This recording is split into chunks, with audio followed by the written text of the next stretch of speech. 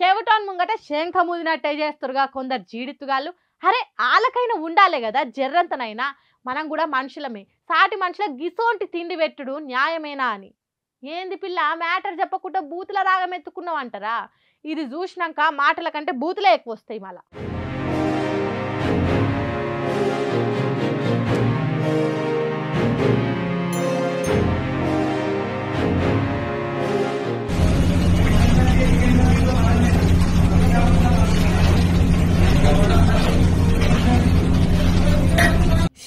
She AD కాడికి పాకురు పట్టిపోయిన పోయి room. ఏ సామాన్ చూడు జంకు పట్టిపోయే కదా. ఎన్ని దినాలు అవుతుందా వీటిని దోమి.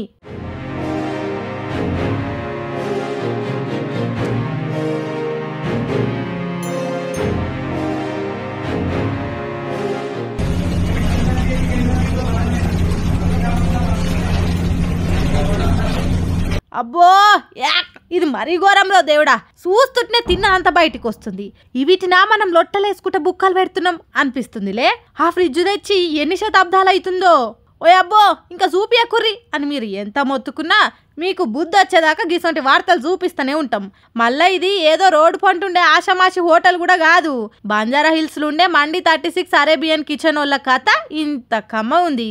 గిట్లనే ఫుడ్ సేఫ్టీ అధికారులు తనిఖీలు చేస్తే ఇలా ఘనకార్యం అంతా బయటపడ్డది. ఈ నడుమ ఇంకా అందరు ఒకతాన కూడి ఒకటే గిన్నెల మండి అనే పేరుతో కుమ్ముతురు కదా.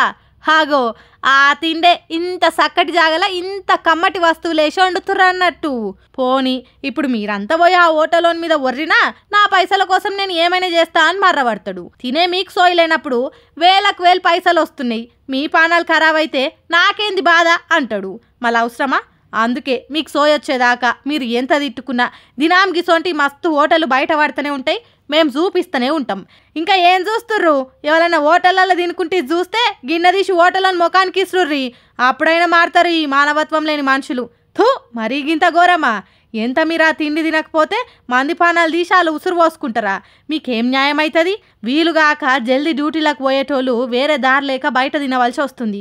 ఆ సొంటోళ్ళ తన పైసలు గుంజి మరి వాళ్ళ పానాలనే ఖరాబ్ చేస్తుర్రంటే తారీఫ్ చేయవలసిందే అని నోటికొచ్చిన బూతులతోని కుత్కెలు కూలవడంగా మొత్తుకుంటురు.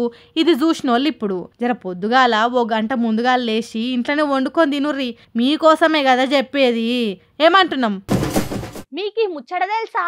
నగర మేయర్ గద్వాల విజయలక్ష్మి మేడం కానొస్తలేదట. అయ్యో రామా, ఏమాయ మేడంకు ఎవరైనా కిడ్నాప్ గిన చేసిరా ఎట్లా? నడువురు ఈ వార్త చూసి పురాగార్చుకుందాం. ఏమాయనో ఏమో మేడానికి. ఇన్నరా ఈ సంగతి?